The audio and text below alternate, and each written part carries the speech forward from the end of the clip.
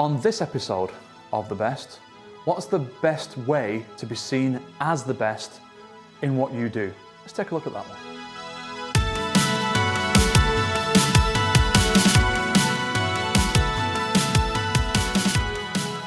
So it was about 2 years ago, and I fulfill all of these internet marketer criteria: author, teacher, mentor, speaker, and all those things, because you get told you're supposed to be these things, so I became them. But there are so many of them. There's so many influencers and experts and gurus and whatever, and who's good and who's not. And the differentiation was actually given to me by somebody else.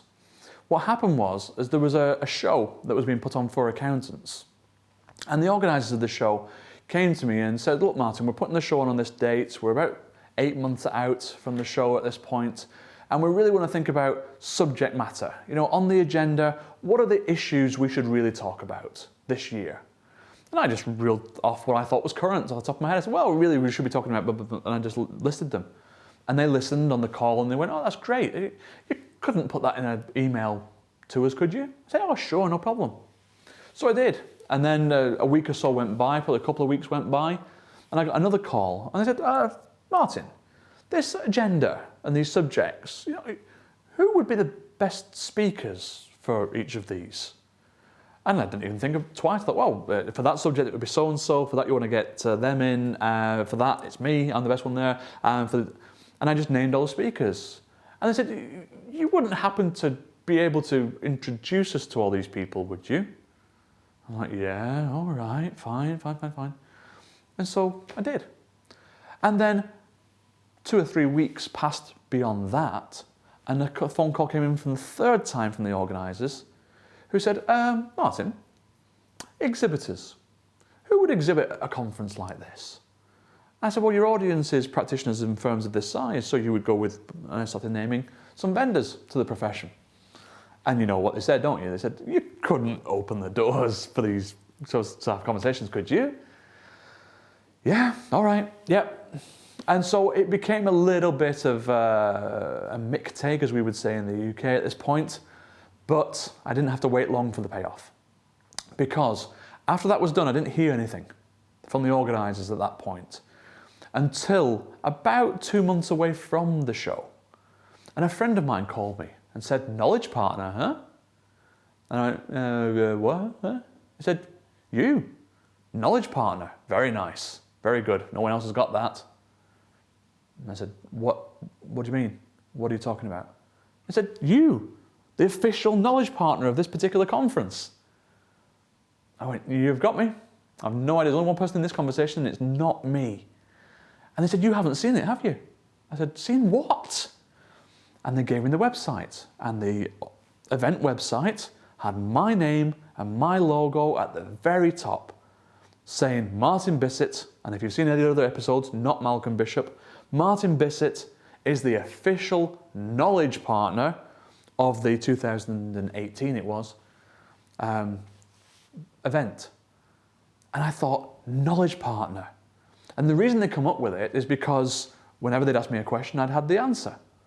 And I thought, knowledge partner, that transcends guru, that transcends influencer, speaker, mentor, trainer, coach, all of these terms that are used by everyone. No one's got this idea of you come to someone, there's this partner in helping you improve, they're with you, it's a collaboration here. This partner is available for whatever you need. It doesn't matter what you need to know about, they'll help you, they know everything. That was the inference of this term, knowledge partner. So I called the organisers and I said, "Look, fantastic, thank you for doing that. I hadn't given them permission, I didn't know the first thing about it."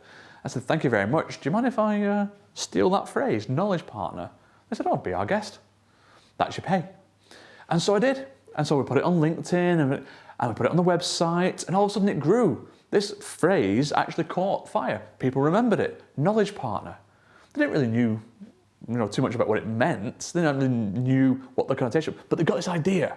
They got this idea, knowledge partner. He must know stuff. He must work with a lot of people. And this perception grew, this inference and perception grew. And my profile was raised and my credibility and authority and stature was raised all because of these two words, knowledge partner, and the fact that somebody else had chosen to call me it and not me, inventing my own titles. And so it's become to the point now where we almost make fun of it, you know. And I've had clients say, Martin, can I call myself the knowledge partner, your knowledge partner for tax, your knowledge partner for audit, your knowledge partner for cash flow? I said, of course you can, go for it. I didn't own it to begin with, so go for it. So even firms now have chosen to use it in their marketing. And what is fascinating is that was how somebody else saw me, not how I see me. So if we want the best way of being perceived in the marketplace, the best way of being understood to be whatever it is we want to be understood to be, perhaps we should go and talk to the clients. Perhaps we should talk to our introducers. Perhaps we should talk to those closest to us in our business network and say, what are we the best at?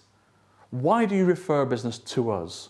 Why do you stay as a client? Why did you choose to leave the other accountant and come to us when you were a prospect?